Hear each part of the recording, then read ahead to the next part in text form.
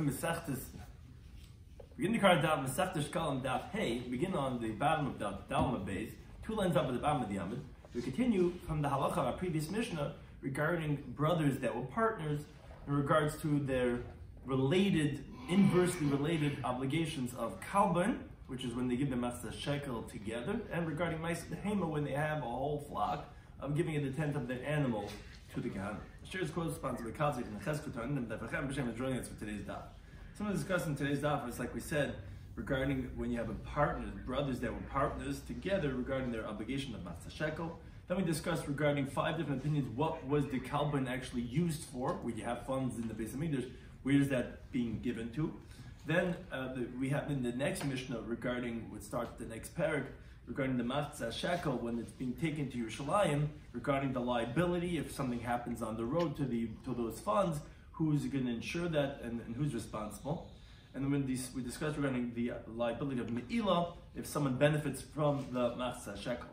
So the key terms of concept we're discussing today's daf is kachim shuchay b'chriyusam.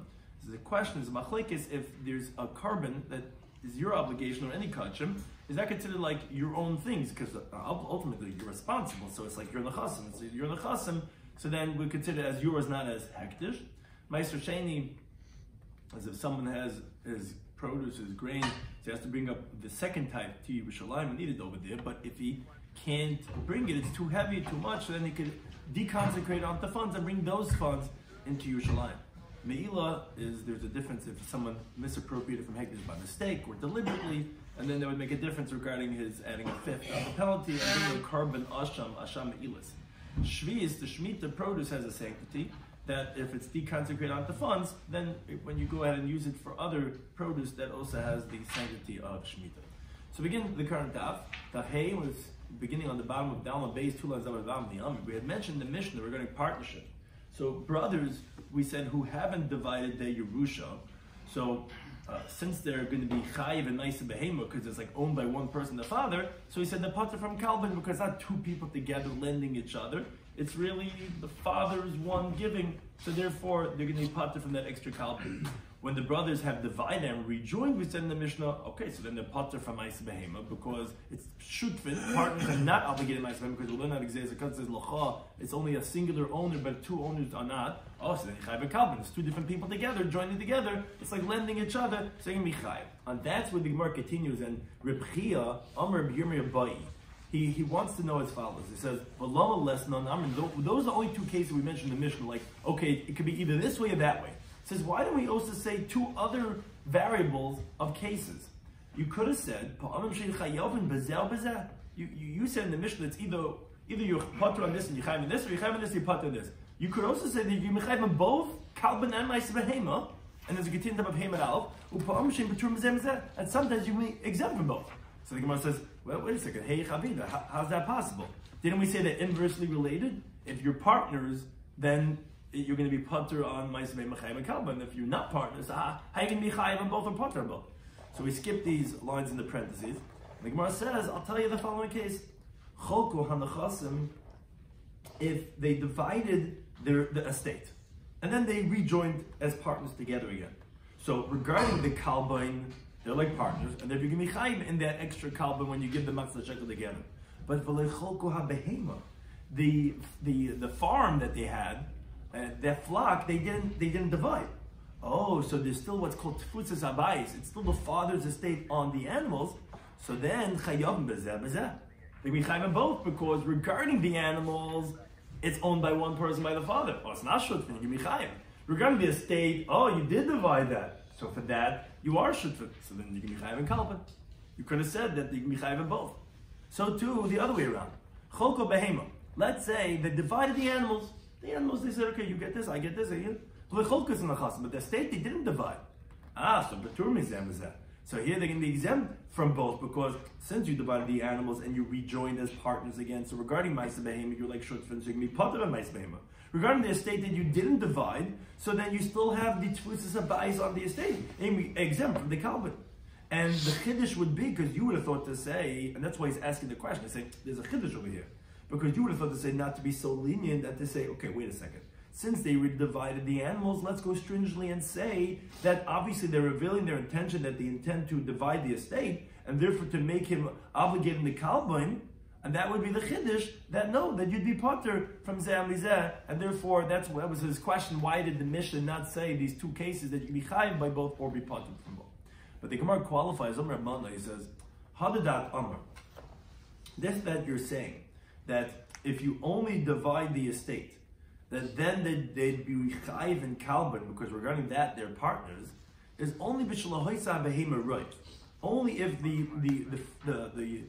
father didn't own an animal company, that the animals were not worth more than the estate. But if most of the father's estate were the animals, say so that is the primary estate, and even if they divided the estate and not the animals, they would be exempt from the kalban because you would go based on the majority. And the majority of the estate, which is the animals, was not divided and still two is abayis, and they would be exempt from the kalban. So therefore, yes, Shladin, if that's what the Gemara is answering to the question and saying, okay, that's why he didn't say the case because it's not such a clear-cut case.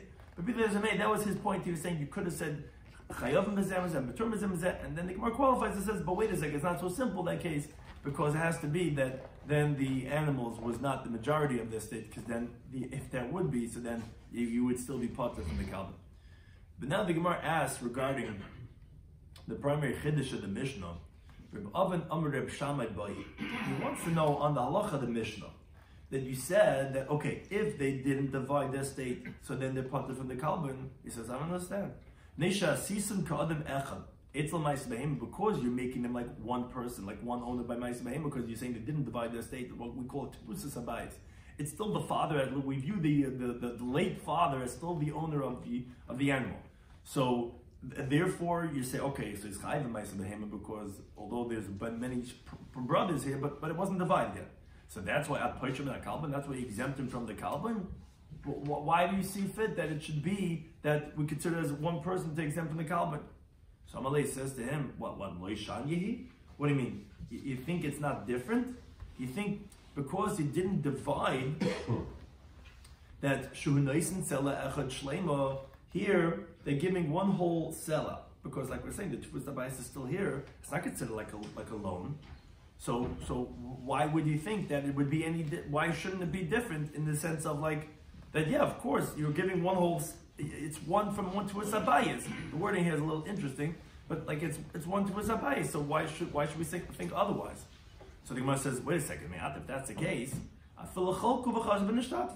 then even if they divide it and then they rejoin together, where they also giving one whole seller together, and you skip the next 3.5 words, Turn the kalban, they should also be exempt from the kalban because you're saying it's one whole seller. But yet, V'tninu in the Mishnah that in that case, if they divide it and they rejoin together again, chayav mekalban, the betur Ma'aseh Behema, then they're obligated in the kalban and they're exempt from Ma'aseh Behema. Why are you obligated in kalban then? They're giving one whole seller. So Rebba b'shem Abba bar Rav Huna, he says no. And there's a few ways how to interpret this line over here, but Hishnei achim sheyorshes aviyan. Two brothers inheriting their father. Hishnei gisen sheyorshes chamein. It's like two brother-in-laws inheriting their father-in-law. What that means to say, says the Tikkun Chadin, is that once they divided, even if they subsequently joined together again, they're like other people, just like brother-in-laws, which no one's thinking that they're considered like one because they're never even related. They just happen to be inheriting their father-in-law. So here also the brothers is the same thing. Once they divide it and they're joining it back together again, you can't view it as if it's one whole estate for the exemption of the kalban. Therefore, you can be chayiv in such a case. But regarding the case when they never divided, yeah, it's like owned by one person, and therefore that case is going to be where you're going to be potter. Now, the Gemara continues and says, so where exactly did the kalban go to? So we know the machzah shekel was used for the shekalim, but now this extra kalban that you would give, we were to go. So it actually depends why we were giving the kalban, as we mentioned on the previous stuff. Remeyam, he says l'shekalim. He says wherever the shekalim go to, which is to the karbanas of that year, that's why we have the shekalim. That's exactly where the kalbanas go, because as we mentioned previously, he says that just like the shekel is biblical, so too the kalban is biblical. So it's really part of the same halacha biblically where the shekalim go to. But the other opinions we had mentioned, that's only because of the transaction. So Belazar, he says l'nedava. He says it goes for nedava, which is when the Mizbeach was idle, they would have these certain karbonas. That's where it goes to those funds. Yommi says it goes to for Rikui Zav, for the beaten sheets of gold, which was Vitzaf and Labeis Kodesh Kodesh that would plate the holies of the holies. That's where the funds of the Kalban would go to. But Nazami says it would be for the Shulchanim. Those money changers, and especially if it's according to that opinion that the Kalban was to pay for the service of the money change, you could understand these opinions, that they would collect a shkalim in the country. They took it for their wages. And some say that it was for the transfer, meaning either that for the people that to bring the shkalim to Yerushalayim, or no, for the price of the shulchanim that they were first in the Medina and then they went to the Beis Hamikdash. Again, it's expenses to move. So that was what the wages of the Kalban would go to. We shall return to the first parak in Masechet Shekalim Echad Ba'ader, which spoke about primarily the obligation of the Shekalim and the Kalban. But that would begin the second parak, Halacha Aleph of this new Masnitin, which is parak Mitzarfen Shekalim, which is basically talking about sending the Shekalim from a distant place, because every Yid had to give. All the Karbanos had to be, no matter where you lived in the world, essentially. You had to be part of the Karbanos of the Jewish people. You had to send your Matzah Shekel. So we got to send it from a far place. So that's what our Mishnah begins discussing, and the parak primarily, Mitzarfen Shekalim l'Darchainis. You could join together Shekalim to create Darchainis. In other words, you have the people of the city that they gather their Shekalim. Now, if you have to take all your Meibal and Nes, pushkas and take it to Yerushalayim, you're going to have a big boat full of nickels and quarters and dimes. You can't schlep all the Matzah Shekels. So what they do is they change it into these larger golden coins called Darchainis to make it easier to bring them to the Beis Hamikdash, as the Mishnah said, because of the load of the journey. So you could combine the shkalim. You don't have to send your actual Matzah Shekel to the Beis Hamikdash. You could combine them into these Darchainis. Now, Kashem Shayu Shefarish, just like there were the boxes that were narrow on the top and wide on the bottom like a shefer. Now, why did they make it in this interesting shape? Was because they don't want people to steal from the pushka. So they would put it in the azar, and everyone put their shkalim and put inside of it. So you obviously can't get your hand in because it's very narrow on the top. And so just like they had those shefaras b'mikdash, literally in the Beis Hamikdash itself, kachay shefaras b'Medina, so too they had these boxes in all the Jewish cities, because it can't mean Yerushalayim, because that they didn't need, because those in Yerushalayim would just bring their shkalim to the Beis Hamikdash, but they had it throughout the country. Now, b'nei ir sheshalchu esheklei. Continues the Mishnah.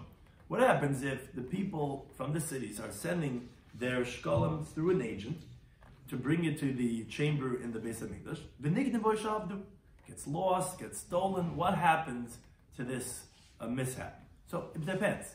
If the trumos halishka were already done from the boxes, which they would do it 3 times a year to take off the truma for the purposes of the karbanos, they didn't use every money that they had. They would take off. And they would take off for those who collected but it didn't come yet, or for those that are going to collect. So they should also have a portion in the karbanos, even though their shkalim didn't come yet.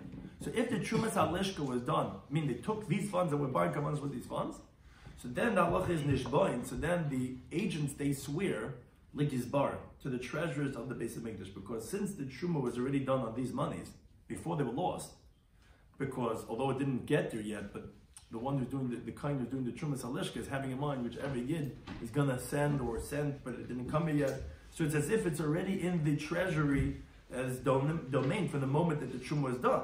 So therefore, it was really stolen or lost in the domain of Hekesh.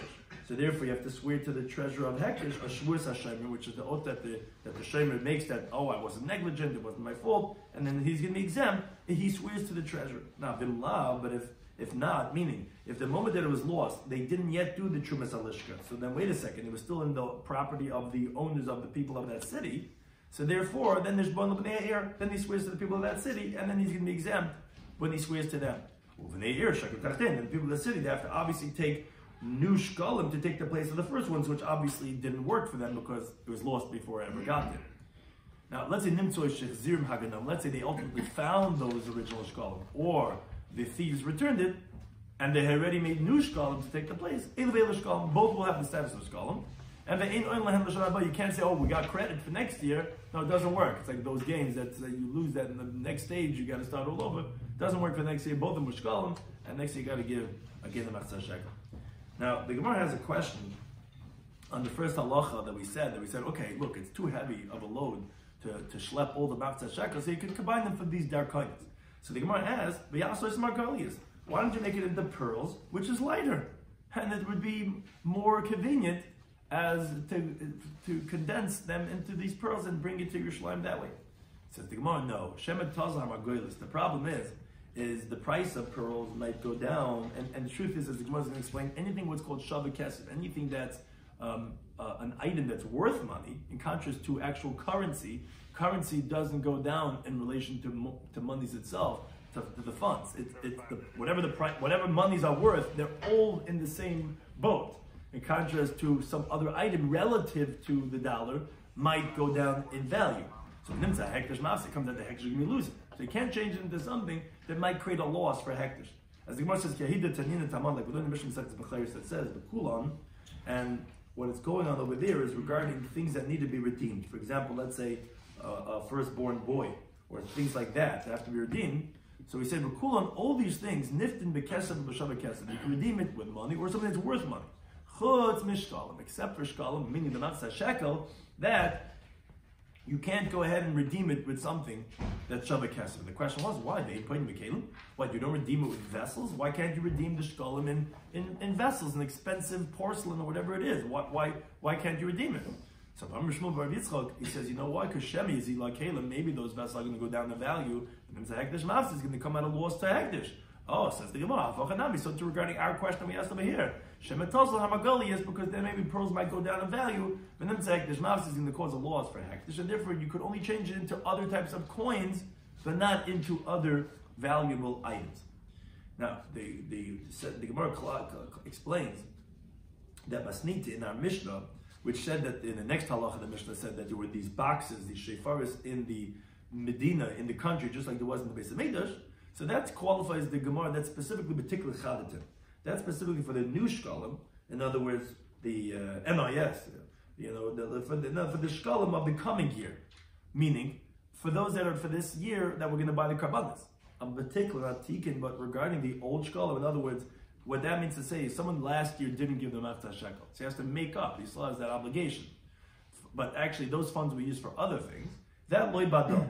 That they didn't have those shofaris in the country for that purpose. Rather, you have to bring it to the Beis HaMikdash, which is where they had those boxes. And the Beis HaMikdash had many different boxes. And those from last year's Nedavos, they didn't pay up their dues. That was a special box. But only for Tikkun Chadashim did they have the boxes in the Medina. And the Tani came, and so we learned from the Brisa, a Tikkun B'Mikdash. The box for the old Shkalim was in the Beis HaMikdash. Then a Tikkun B'Medina, and the box for the old Shkalim was not in the Medina. Now, another qualification of the halacha of our Mishnah says Gemara Masnit, in our Mishnah we learned that if it was stolen or lost, that then the shliach swears the agent, and he's going to be exempt from paying. That's specifically b'shem echinam. That's only if obviously the agent says, "Look, I'm a guy, I'm an asker. I'm doing this for free. I'll take it because I'm the guy no one wants to take it. I'll take it." So that's where we're saying that he could swear and says, "It was no fault of my own. I got lost. I was in the hotel overnight. And I didn't realize that. Okay, I got lost." So then he's going to be potter, and that's what the point is swearing. But if this guy's saying this guy is never nothing to do, and he needs his car driven down to Orlando, and this guy's going out, he's getting paid nice money, driving the guy's car down to Orlando. So then it doesn't have this halacha because the Shem Sacha is not exempted by swearing. It's stolen or lost. That's why I'm paying you money. You're obligated. You're responsible. So then this shliach wouldn't be able to swear. He would actually have to pay back to the community regarding the funds that he lost. Now, actually, Omar Baba, he actually disagrees. He says that you could explain a halacha by Mishnah by the Shaimer, this agent who's watching it that's getting paid. You could say it's even over there. How so? Because when it says Nignavu was stolen, it's ballistic Mizuin. There's armed bandits. These guys had this planned out. This guy's come. He knows he's coming down with all these valuable stuff. And that truck from all the Yidden down there on the whatever. What's the highway? It goes down to Florida. The one. I-95, the guy's waiting there, and the armed bandits, they come there, they jump him. So that's an oinus. An oinus, even a Shem Esach is going to be part if he swears. He says, look, I was Nennis. What do you want from me? I'm getting paid, but this guy jumped me. And avdu, the case of getting lost, is the gears is b'misha tabas v'nasa b'yam. We're talking with the boat sank at sea, so obviously it's lost, but they're einsin. So originally we thought it has to be shemer chinam because nignu b'nevdu is usually liable shemesacha. And then he says no, you could say it's even though shemesacha because it's an einus type of being stolen and being lost. Now, continuing on halacha the Mishnah, another qualification. Amar Yusti b'Reb Simon. He says Asya, our Mishnah that differentiates between when the Trumas Halishka, again, what happened was that every Yid would bring the Matzah Shekel, and he got it in there before Nisan. Then, 3 times a year, and we'll learn this already, the Kohanim would take off of those big chambers of money, they would scoop out 3 boxes, and from those monies they would buy the Karbanos. And then the rest were left over there in the chamber. So we said in the Mishnah, if that Truma, if that's shoveling out with those big things and taking into these 3 boxes, if it was before this guy lost his, the agent lost it, so he said, then he switched to the Gizber, because it only was lost once Hektish already had it, because when they did the Trumas Lishka, they're having in mind all the people that are going to bring it. But we said if, let's say, it was after the Trumas Lishka was only after this guy already lost it, then Gizber never had it, Hektish never had it, then he switched to the Bnei Ir. But says the Gemara, that's only Kamadama, Kaman ala Gavai. This is only like those who say that the Kahana would take the Truma on those that the people of the city collected and that an agent already had, but just wasn't delivered yet, or even Vala Asalikvus, or even on those which are going to be collected, it wasn't even collected yet. Because Barim, what's really clear is that Kamanda Amar Ein Tarm, according to the one, and we had this mandam on the previous daf, that says no, you can't take Truma, Loyal, and the Gear says Hagavoy on that which is collected but didn't come yet. Val also or that's what's going to be collected, not or that's going to be collected. Loy Bada. According to him, no. Even if the Truma Salishka was taken before it got lost, but since you don't take Truma on that which is collected, so these monies are not considered that of Hektish. And rather, it's still the domain of the people of the city. And you're going to swear to the people of the city, and the people of the city are going to take other shkam because even though the Trumas was already taken, but what does it help? It wasn't there in the box, and we don't take off Truma for you didn't get it. I'm sorry, you missed the deadline. So even though it's on the road, it's not on something that's going to be that was collected but didn't get it, or that's going to be collected. According to that mandamar, you would always be nishba in the Bnei Ha'ir because ultimately it never got to that of Hektish. Even though the Truma was done before he lost it, that halacha of the Mishnah would not be correct. Now we said in the Mishnah, Bnei Ha'ir shesholcha es Shekalim b'chulu. The people of the city that sent their shkalim, etc. So he said that if it gets stolen, so he said that he's going to have to swear. He said that he's either going to have to swear to Hektish or to the Bnei Ha'ir again, like we just said before, depending on when it was lost in relation to the truma that was done. Now, on that, Rabbi Lazar says that this that we learned in the Mishnah, that the Shomer, this Shliach, that he swears, is Reb Shimon. He must be going like Reb Shimon. You know why? Because Reb Shimon, he's the one who says, Kadshim Shuchai Bachri Yusan, when you have Kadshim, that the owner of that carbon has to ensure that to Hektish, if something would happen, like the halacha is, before the Truma was done, right? Because before the Truma was done, if something would happen to this, although it's master check, it's not mine, I already gave it to Tzedakah, you would be responsible, the owners, if something would happen to it, that Reb Shimon holds kinachazavim. It's considered like the owner's properties. And that's how our Mishnah has to be going like, because if not, the halacha is, we know, einish boy not like you don't swear regarding items of hektish. So here also, since the people of the city, they are obligated to take other shkalim, that's why it's not like hekdeshes. And that's why you swear to the people of the city if something happens. Because if we didn't know like Reb Shimon, then what's the shvuah? We don't make shvuahs regarding hektish. Obviously, we're going like Reb Shimon, who holds that if it's a hektish that you have to ensure that you're still responsible, then it's like your own property. And that's why we understand why there's a shvuah over here. But Amar B'Yechon, he disagrees, says no, Dibya Kolit. Could even be like those who disagree with Reb Shimon and hold no, Kachim is Kachim, even if you're Chayiv, it's not yours. But so why is there an oath over here? Mishum Shvus Takana. Because it's a rabbinic oath, so that the Shomrim should not be disgraceful in their watching of Hektish. But you're right, biblically, the Shomrim is going to be potter because you don't swear in Hektish. It's a rabbinic injunction that to make sure that he's going to be responsible, so he knows he has to swear. That's why it's there, but it's not necessarily that of Rabbi Shimon. Now, more, but the Gemara explains that al daite de Rabbi Yochanan. According to Rabbi Yochanan, that he says that this oath that the Shomer makes, whether to the people of the city or to the Shomer, Nicha, we actually understand according to the halacha of the Mishnah. Because we understand that nishbon legizbarim, that you're swearing to the treasurer, where if it gets lost after the truma is done, because even if that you don't usually swear to hektish, but like we said, it's a rabbinic halacha.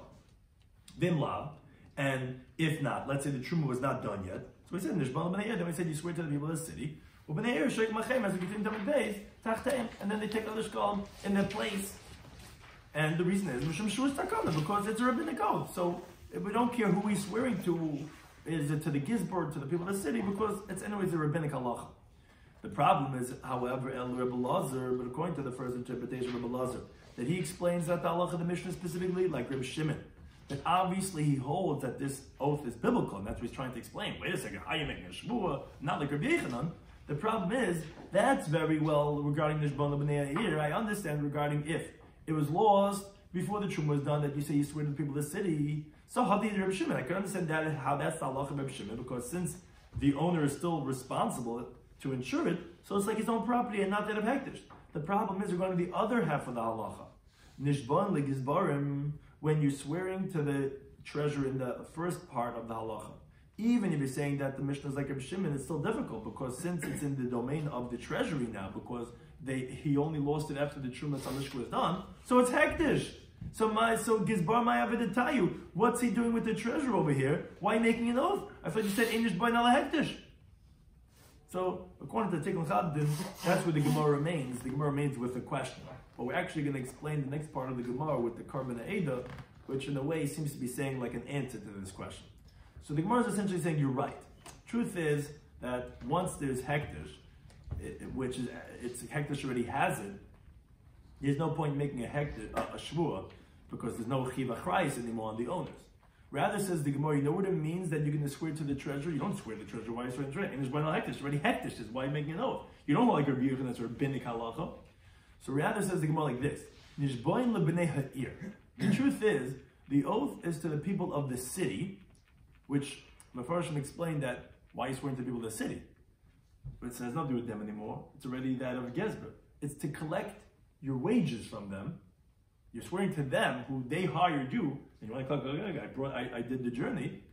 You swear to them, b'maimed gizbar, in the presence of the treasurers of Hektish, because there's a loss to Hektish over here. Hektish lost it. Right? They never ended up bringing it. It got lost or stolen on his way. And there's two reasons why he has to take this oath. Number one is so that they don't suspect him, because who knows what this guy did, swindled with his money. And iname, or that they shouldn't consider him as negligent, and therefore that would be the reason why he would have to make an oath. Now, going on back on Rabbi Yechanan, that he said that this oath is rabbinic because we don't want Hektish to go out without an oath. So therefore, says the Gemara like this: this is over the Karban Eda. Even if the people of the city accept to pay, and they say, you know what, since we're paying, we don't want that the shliach should have to take an oath, because we trust them. We don't want them to have to make an oath. It's a big deal to make a shvuah. We don't listen to them. Rather, Eina Hektish Yirteh B'lei Shvuah. Hektish cannot go out without an oath. Yep, because we don't want zilzal. It's a zilzal for Hektish if this guy is just going to get off scot-free. So therefore, according to Rabbi Yechanan, that it's a rabbinic injunction, that's even if the owners are paying, and they said, look, leave them alone. No, we cannot have Hektish go out without an oath. Now, says the Gemara, another case, Hifir Shikli V'Ovad.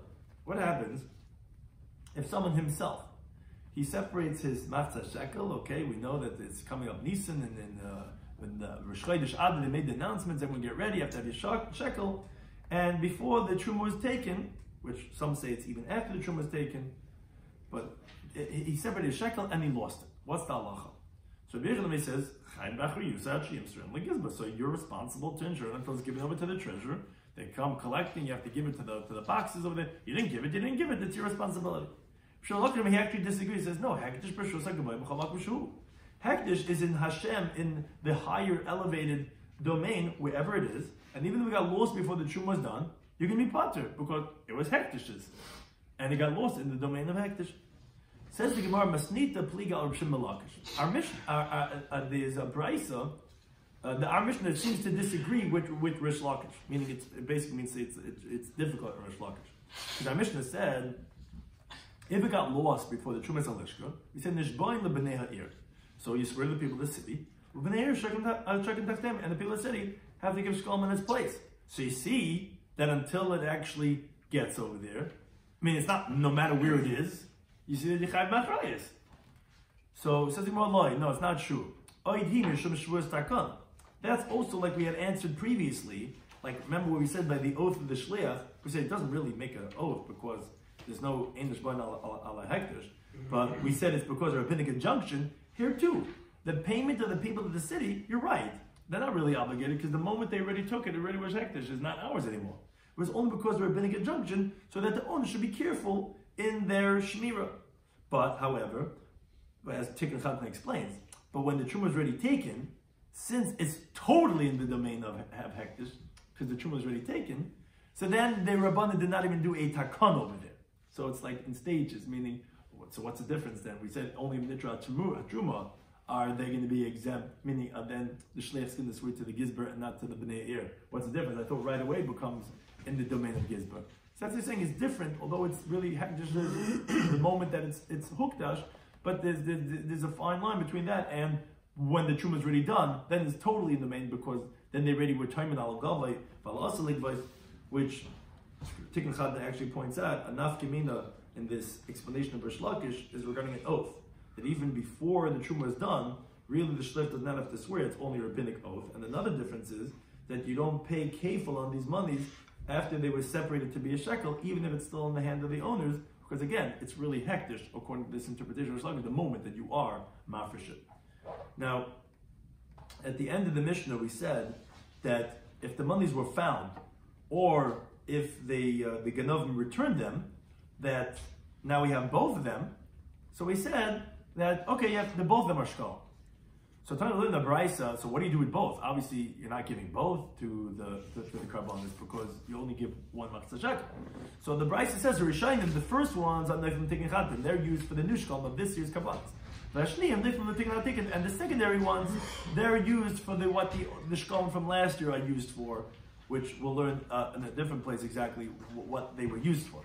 But says the Gemara, what do we mean when we say the first one and which are the second ones? You tell me, first ones are for this year's, and the old ones are for what last year's shkalim are used for. But what's first and second? So we have machlekes. Reb Pinchas, Reb Chia, Reb Abba Mari, Chadama. One says that Elu shesholchu b'nei Eretz Chila. It's the ones that the people of the city sent first, meaning those were the ones they originally sent, and then somewhere along the road it was stolen or lost. When they recovered that theft, that was the first ones. They're used for this year, and the ones that were taken to take the place, they're used for what the old shkalim used. So the other one says no, it's Elu shegili de gizbar and chila. Whichever gets to the gizbar first, that's the first ones. And the second ones are the ones that get the second, and they're used for where your last year's shkalim go. We continue with halacha beis, but the next Mishnah, again, continuing this theme regarding when we send the shkalim with an agent to go bring it to the boxes where the shkalim are collected. So here we're talking about when one person sends another person.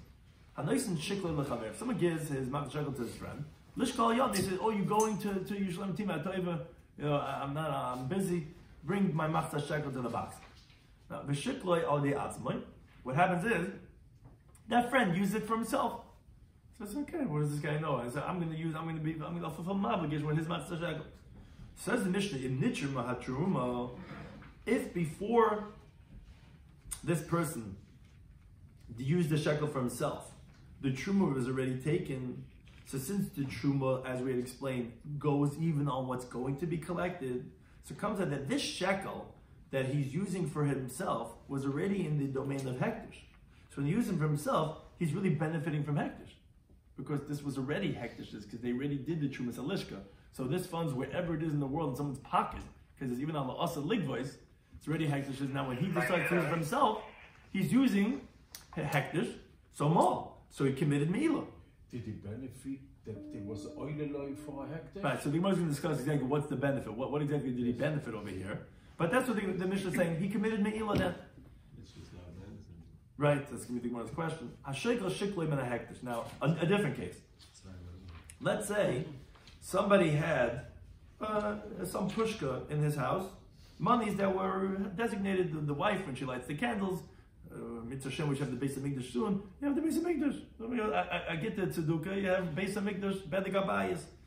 Now, he didn't realize he mixed up the monies, he thought it was cool. He took, for his master shekel, he took from that funds of hektish. Now, if the nitruma hatruma, if the truma's alishka is taken, and bakarba behema, and ultimately that an animal is brought as a carbon from that truma, and it's sacrificed, then ma'al, then the one who gave the shekel from those funds is michai a carbon me'ila. But before that, he's not chai from me'ila. The reason for that is because me'ila is only when you take from hektish and you use it for chum. When you take from one hektish to another hektish, even if you're benefiting, you didn't commit me'ila only after you did an action in the second hektish. As Tikkun Khan asks, he says, wait a second, why in the first halacha didn't we say that the animal has to be sacrificed? That's because the first halacha is talking about me'ila in something that was called, quote unquote, that there's no pagam. Meaning, in the beginning also, when this guy gave his shekel for that other person, meaning if he would have given it for the person that really sent him, to bring it to the treasurer, so he would give it to the treasurer, and here also is giving it to the treasurer. So therefore there's no pagam, there's no deficient, you're not doing anything, you're doing the same action that would have been had you not committed me'ila. That's why me'ila is immediate. But over here, me'ila is in something that there is a deficiency. Because initially, these monies were sanctified to be for the bedek habayis. Now you're giving the shekel for a carbon, so you're being paigim in it. You're doing something differently. In the first case, you're not doing anything differently. So you're not being paigim. So because there's no pagam, we're not waiting for the pagam, so it actually happens right away. Here with this pagam, because he's supposed to go for the temple, he's supposed to help build the building and using it for karbonis, so then actually the me'ila is only till the pagam actually happens. As the Mishnah teaches in Ilah on Daf Yomi, anything that has a pagam, the me'ila is only until the pagam happens, which is when the hakrava is. If there's no pagam, then the moment you have benefit, there's a me'ila. So that's why here in this halacha specifically, you have to wait till the animal sacrifice for him to commit me'ila.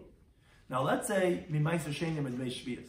Let's say he used Meiser Sheni funds, meaning the guy had Meiser Sheni, and he's not going to bring up all this Meiser Sheni to Yerushalayim. He does is he sells it off, he what's called deconsecrates it, he's not consecrated onto other monies. Those monies he's going to take up, he didn't realize those were the Meiser Sheni monies, and he used those funds for the Matzah Shekel, or Midvei Shvias, which is Shemitah produce, which was also sold, and now those monies have a sanctity of Shvias, and he used that sanctified Shvias funds, he didn't realize, and he used it for the Matzah Shekel. So in there the halacha is yochel connect them. He has to eat that concurrent value somewhere else. As Gemara will explain exactly what does that mean. The first Gemara explains the halacha of the Mishnah. Hashoiko b'chulu. We said that if someone takes a shekel from hektish funds that's supposed to be for the bedek habayis, and by mistake uses a matzah shekel after it's brought as a carbon, then he committed me'ila. Problem is, says the Gemara, Anantanina, we learned in our Mishnah, as we said, in karva habehema. If the animal gets sacrificed, then it's considered that you committed me'ila. Now, the thing is, Vitani the Rebbe, but it's taught in the yeshiva of Rebbe, that im netruma hatruma, even if the truma was only separated, even if no carbon was brought yet, that it's already considered me'ila. What's this machlekes? So we skip the parentheses. And says the Gemara, so who is the Tana of the Bryce that says in Nishma Truma that only if you took off the Truma is going to be sufficient to commit me'ila even without the Hakrava? Says the Gemara, Reb Shimon. It's going like Reb Shimon. The Amar Reb Shimon, because Reb Shimon says, and here we're going to be explaining with the carbon Eda, it says, Miyadhoi Mikabel Ma'isa. Shimon disagrees on the Mishnah over there that says that there used to be a provider. You get a contract with the Beis Hamikdash, you're obviously doing good business. It's a lot of food that's going through that place. So the guy who would provide all the flour and the animals, he wouldn't get his money right away until the Mizbeach would accept that carbon. There's a lot of problems that could happen along the way until it's actually accepted. So he wouldn't get paid until it would be accepted. Reb Shimon disagrees. He says, no, the contractor would get immediately his money, and we're not concerned that maybe something possible is going to happen along the way, and that hektish is going to have a loss, because we don't want hektish to have a loss. We're not concerned. We can pay him right away. Nothing's going to happen. You know why? Because of Akanem's reason here. Akanem, they're careful, they're alacrity, these people, they're punctual, they're mamish. Nothing's going to happen. So it comes out that even if the animal wasn't sacrificed, rather if they only just purchased the animals, those funds are already chulin. because it already got transferred to the guy who provided it. So the moment that it's bought, it's already me'ila. So that's the same thing in the halacha of our Mishnah. That the same thing, the moment it's already bought, it's already was deconsecrated. Whereas our Mishnah holds that no, until the animal's actually sacrificed, only then will the me'ila happen. Now, but then the Gemara says, the kasha. We're still in the Korban Eid over here. There's a kasha on the Mishnah. Why are you saying there's a me'ila when the friend takes the shekel for himself? This is going back on the first halacha of the Mishnah. You tell me when he used the shekel for himself, oh, he's committing me'ila. But ilu hagoyim by loss of shulchaver. Let's say a guy would steal his friend's korban oil, v'shach deistam, and then it gets slaughtered without saying anything when he brings it to the Beis Hamikdash. It wouldn't, isn't it unspecified going to be an atonement for the original owner? Most definitely the first owner is going to get the atonement because it's really his korban oil. So here too by the Shekalim, when he puts it into the chamber, you can't tell whose shekel it is. It's being taken with all the generic funds of the Jewish people, whoever it is that really gave it. So then obviously it's going to work for the original owners. So why is this guy chayav a korban oil? What did he do? you put it in, shkoyach, it's his money. So it's going to work for him anyway. So what did you do? So Rabbi Yudin, he says, tifte b'masuyim. What you have to explain, we're talking about that there's an identifying mark over here that you could tell that it's the second guy who gave it. And that is, in other words, he made a mark on that mafta shekel showing that it's his.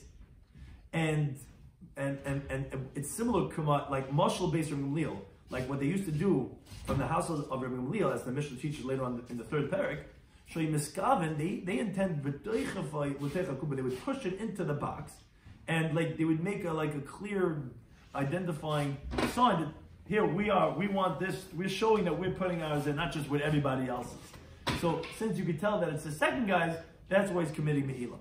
But the Gemara still asks and says, well, that why are you saying that he brings a korban from me'ila? Maybe the funds are not even going to purchase an animal from his shekel, because it might be what's called the leftovers. It might be left over in the large box, which wasn't even taken into the smaller boxes, which were then used to buy the karbanas. It's what's called the shiur halishka, the leftovers of the chamber. Do you think there's me'ila in the leftovers? There's not, because no korban is ever used from those funds. So again, why are you saying he's liable for me'ila? So Elorada says the Gemara, what are you going to say to explain the halacha of the Mishnah? You'll say it was Karemeir. Karemeir, that he says, he says, yeah, you do commit me'ila, even the leftovers, but as the Karmenaid explains, the halacha is not like Karemeir. It's like Yehuda disagrees with him. So how do you understand this halacha of the me'ila of this second guy over here? So says the Gemara, no, in other words, it's like we had explained before. We're talking about where there's an identifying feature, like Shalbes Gamliel, like the house of Gamliel, not only did they intentionally show you they're putting it into the box, they would make sure that the truma was done for his sake. They would make sure that coins gets into the box. Oh, if so, you could say that you knew that from his shekel they ended up buying a behema, and that's why committed me'ila. Because you know something was actually used with it, and that's how we know. Because you can't make a me'ila if you don't know for sure. So here we know because it was done similar to that on the house of Gamliel. But the Gemara still asks, as was mentioned before, I don't understand. Okay, fine. We know that the shekel was used, and therefore we're saying he's going to be chayav for me'ila. But manana, what exactly benefit did he have? Why is he going to come me'ila? Me'ila is only when someone benefits from hektish. Here, what type of benefit did he have over here? Which we're back in Tikkun Chadin over here. If you're saying because he fulfilled his mitzvah that he gave his matzah shekel, but that's not considered benefit because mitzvah lav lahanas nidnu. The mitzvahs is not considered having benefit from hektish. So what's his me'ila? So Rabbi Mishem Rabbanan de Taman, and the name of the rabbis over there, referring to that of Babel, because here we're in the Yerushalmi. Usually we say over there means Eretz Yisrael. Here we're in Eretz Yisrael. Now we're saying over there means Babel. That Mekivan Shabezin Ruin, and so they knew each other. Tell me Yerushalmi, tell me Babel. Mekivan Shabezin Ruin Lamashkim Lemashkinai. Since the courts, if someone doesn't give the matzah shekel, they could take collateral from him and start putting liens on his property, and they're not doing it to him because they think he gave his matzah shekel. That's like having benefit because he's saving himself with the money of hektish that now no one's collecting from him.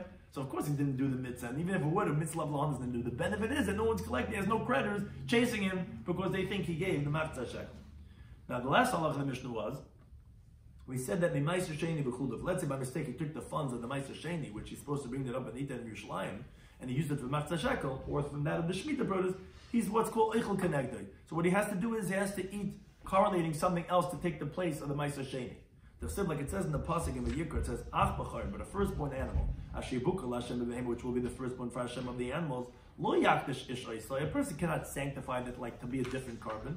What does that mean? Kol shu kodesh, whatever sanctified already, like here by the B'char, it's born sanctified. Ain't kedusha chalav. No other sanctity could take effect on it.